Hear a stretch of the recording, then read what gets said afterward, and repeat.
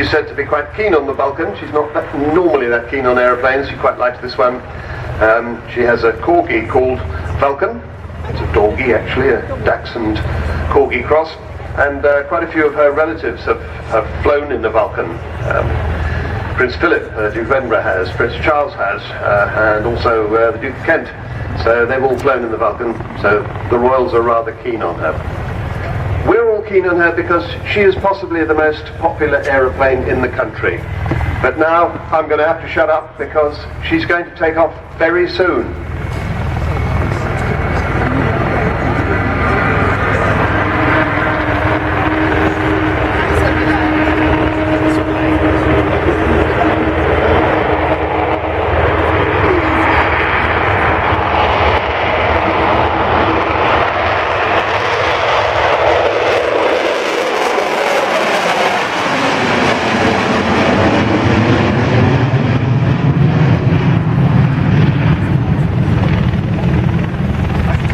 Now, isn't that magic? I think she is art in the air. She is more than an aeroplane. She has a presence to her that causes people to stop what they're doing. She causes grown men to cry. I've never quite figured out why, but she does. And she has that sort of feeling about her. Incidentally, we were talking about that original drawing of Roy Chadwick's. If you stretch it by about a half, you get recognisably Concorde, because Vulcan was, of course, an antecedent of Concorde. Olympus engines, Rolls-Royce, not quite the same, but nonetheless the same name, and very much of the same family. Flying for us today, in the left-hand seat, the captain, Phil O'Dell, Pod, who normally flies for Rolls-Royce as their chief test pilot, flies their Spitfire when it's around. In the left-hand seat, Martin Withers, the man who flew the Vulcan.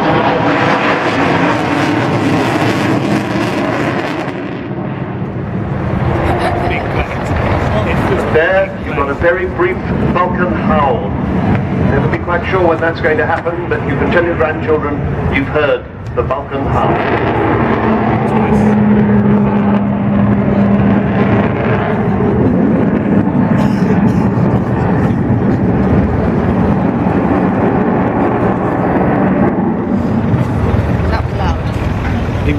You might have heard it on takeoff. From where we are, I couldn't tell whether it happened, because it does kind of depend on where you are in relation to the aeroplane.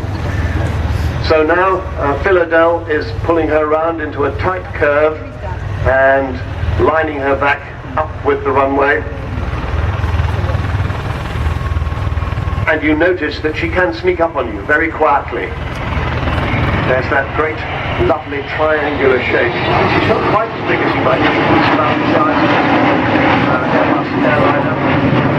Exactly, but of course she has that. It's all filled in. It's not standard aeroplane cruciform shape. The Americans used to refer to her as the aluminum overcast because it goes dark when she flies over.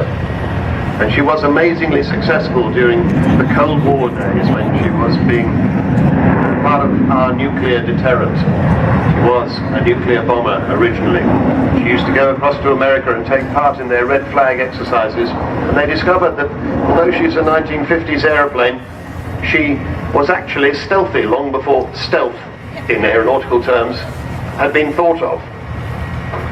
And so they couldn't pick her up on the radar. And when she comes towards you, you can see how slim she is. And you can also see that the bomb doors are open.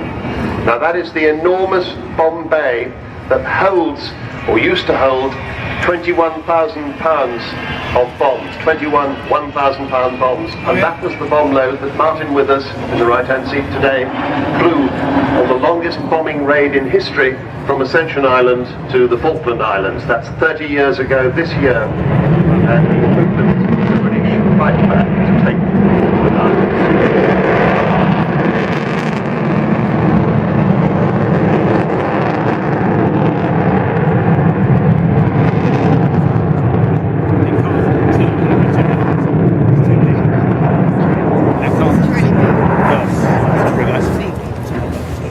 island. As manoeuvrable as a fighter. You can see there the lovely angle of bank that Pod's putting in. Of course, In the very early days when she flew here at Farnborough, I actually saw this happen with my own eyes. Rowley Falk, the great test pilot, did indeed do a roll in her. He flew all that many because people were rather cutting. It can be done.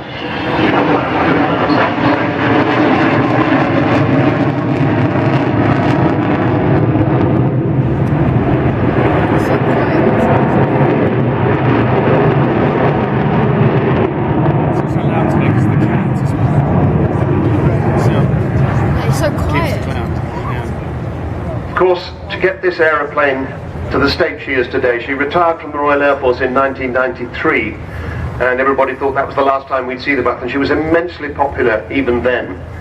But David Vulcan bought this aeroplane and all the spares, and eventually along came Dr. Robert Fleming, and the result was the Vulcan to the Sky Trust. And they achieved the most complex restoration to flight of any military aircraft there's ever been. That's what this is. That's how difficult it's been, and it's cost upwards of £10 million. It still costs £2 million a year to run this airplane.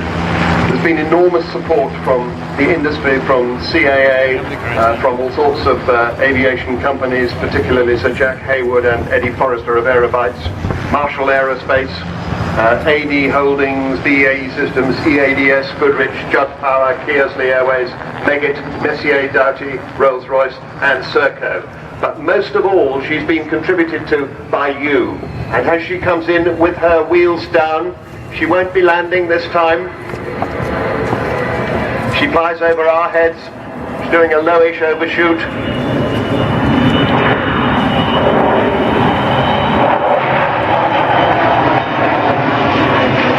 Gear coming up and the air is touching back. To a fairly flat 360-degree turn.